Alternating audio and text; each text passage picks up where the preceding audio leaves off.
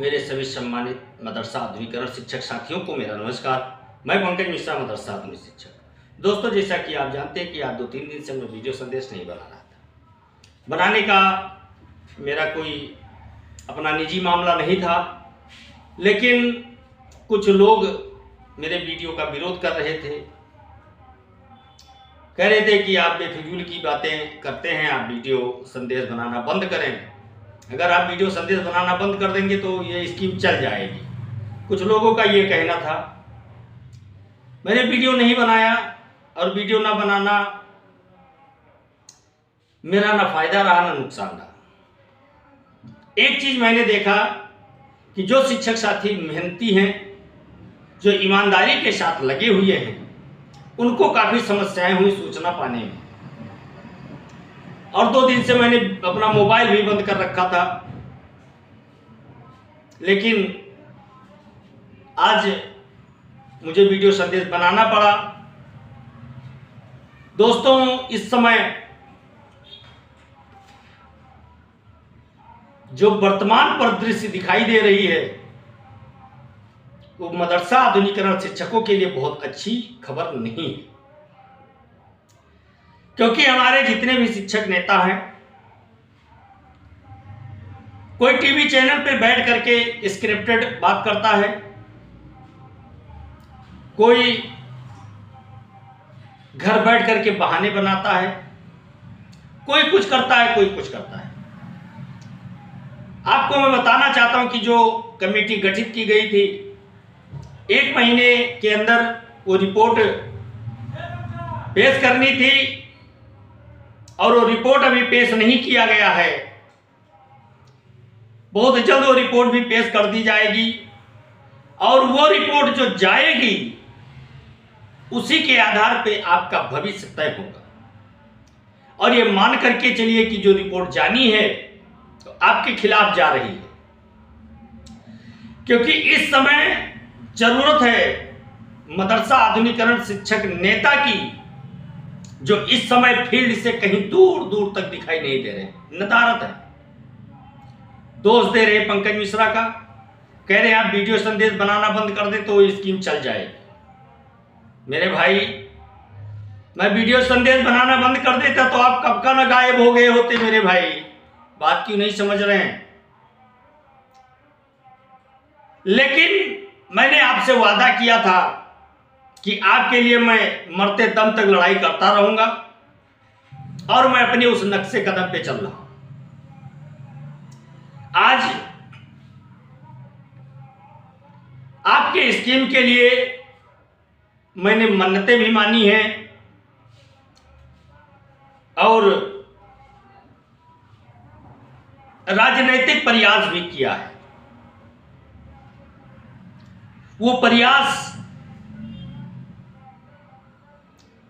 ज्यादा तो नहीं, लेकिन पॉजिटिविटी का कुछ रिजल्ट जरूर लेके आए। और एक चीज मैं आपको और बताना चाहता हूं। मैंने 3-4 दिन का समय, एक वीडियो संदेश, पिछले वीडियो संदेश में मैंने कहा था कि जितने संगठन के नेता हैं, 3-4 दिन का उनके पास समय है। हमारी बात एकता टीम के प्रदेश सलाहकार इसरार अहमद इदरीसी साहब से भी हुई, उनकी मुलाकात दानिश आजाद अंसारी साहब से भी हुई, और दानिश अंसारी साहब को उन्होंने चैलेंज भी किया, और एक हिसाब से समझ लीजिए कि चैलेंज करने के साथ साथ धमकी भी दिया है। और उन्होंने साफ साफ दानिश आजाद अंसारी साहब से कहा कि आप जहां कहीं भी जाएंगे, हर उस जनसभा में, हर उस जगह पर मदरसा आधुनिकीकरण शिक्षक काला झंडा, काला कपड़ा पहन करके आपके सामने भारतीय जनता पार्टी के साथ साथ आपका भी विरोध करेगी। उन्होंने कहा कि ऐसा आप क्यों करेंगे? तो प्रदेश सलाहकार जी ने कहा कि 2 साल से आप हमको झांसा दे रहे हैं, और जो रिजल्ट इस समय दिखाई दे रहा है वो हम लोगों के खिलाफ दिखाई दे रहा है। तो आपने प्रयास क्या किया, और वो कौन सा प्रयास जो सफल ना हो, और आप उस विभाग के मुखिया हैं और आपके विश्वास पर हम लोगों ने कोई अगला कदम नहीं उठाया, और आज कमेटी गठित की गई, लगातार वो मदरसा शिक्षा पे बात कर रही है, लेकिन आधुनिकीकरण शिक्षकों की बात नहीं कर रही है। तो बताइए हम क्या समझें कि हम लोगों को झांसे में रख करके और हम लोगों के साथ विश्वासघात किया गया है, या हम लोगों के काम के लिए आपने आगे पहल किया है। उनका जवाब था कि हम लगे हुए हैं, आप लोगों का काम हो रहा है, मैं वादा करता हूं फिर कि आप लोगों का जो खोया हुआ सम्मान है वो वापस मैं जरूर दिलाऊंगा। ये दानिश आजाद अंसारी साहब ने हमारे प्रदेश सलाहकार इसरार अहमद इदरीसी साहब से कहा। लेकिन मेरे दोस्त, ये कहते कहते 2 साल बीत रहे हैं। ये मानना पड़ेगा कि दानिश आजाद अंसारी साहब ने आधुनिकीकरण शिक्षकों के लिए जो बातें कही हैं वो शुरू से कहते आ रहे हैं और उन्होंने मेहनत किया है। इसमें कोई दो राय नहीं है कि आधुनिकीकरण के लिए उन्होंने मेहनत नहीं किया, लेकिन कुछ षड्यंत्रकारियों के द्वारा माननीय मुख्यमंत्री जी को गलत रिपोर्ट भेज करके और आधुनिकीकरण शिक्षकों से आधुनिकीकरण शिक्षा की तरफ इसको डाइवर्ट कर दिया गया है। और ये डाइवर्जन इसलिए हुआ है कि ये मदरसा आधुनिकीकरण शिक्षक वेल एजुकेटेड है, क्वालिफाइड है, और जब ये इस बार हो जाएगा तो हम लोगों से हर पल की खबर लेगा। अब उन लोगों ने ये सूचनाएं दी हैं कि जो एडेड मदरसों में पढ़ा रहे हैं शिक्षक, जिनको आप 90,000, 1 लाख, 1,25,000 रुपए तनख्वाह दे रहे हैं, उनकी ट्रेनिंग करा करके और उन्हीं से आधुनिकीकरण शिक्षा दिलाई जाए तो हमारा ये इतना पैसा बच जाएगा जो आधुनिकीकरण शिक्षकों को रखने की बात चल रही है। इसमें 2 अधिकारी शामिल हो सकते हैं हम लोगों की दुर्दशा के। हम लोगों की दुर्दशा के 2 ही कारण हो सकते हैं। एक, या तो आधुनिकीकरण शिक्षकों के सैलरी में बहुत बड़ा धोखा किया गया है, बहुत बड़ा घोटाला किया गया है। तीसरी चीज,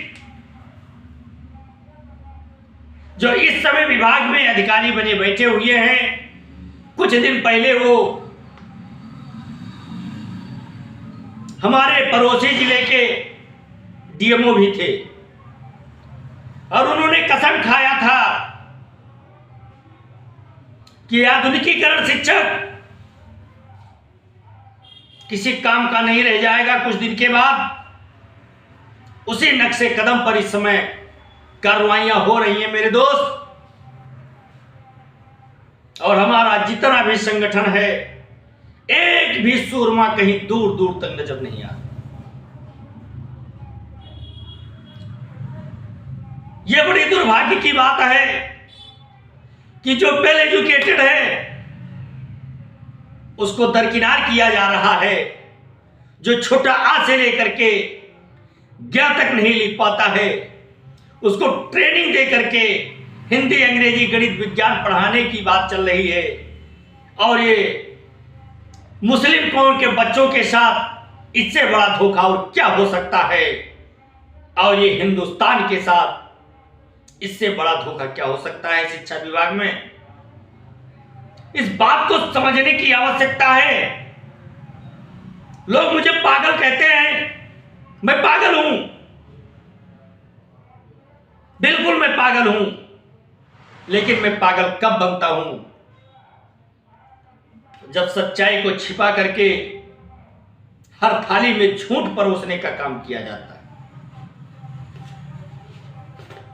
उस जगह पर मैं अपना आपा खो जाता हूं। लेकिन मेरे दोस्त, क्या आपने कभी यह सोचा है कि केवल पंकज मिश्रा को गाली दे देने से सारी चीजें हल हो जाएंगी? हम लोगों की बात कुछ मेहनती और ईमानदार शिक्षकों से हुई है। एक कमेटी बनाने की बात चल रही है। वो कमेटी बना करके लखनऊ में डेरा डालेगी और डेरा डाल करके इन सब बिंदुओं पर चर्चा की जाएगी, कोशिश की जाएगी।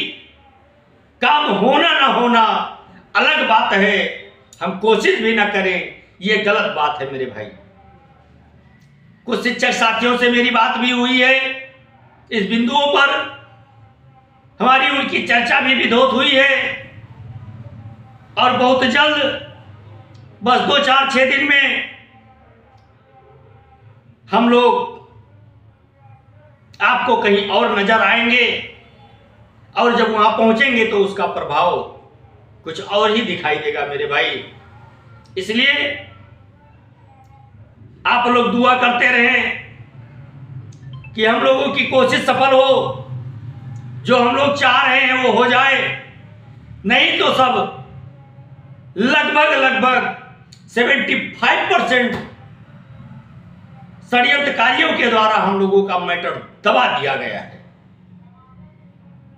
उसको पूर्ण रूप से डाइवर्ट किया गया है मेरे भाई। लेकिन कोई बात नहीं, ऊपर वाले के लाठी में आवाज नहीं होता है। कोशिश करने वालों कभी हार नहीं होता है। हम कोशिश करते रहेंगे। मुझे पूर्ण विश्वास है अपने मेहनत पर कि हमको सफलता एक दिन जरूर मिलेगी। दोस्तों, आप लोग दुआ करते रहें, दुआओं में याद रखना। आज के लिए बस इतना ही। नमस्कार, जय हिंद, जय भारत, भारत माता की जय।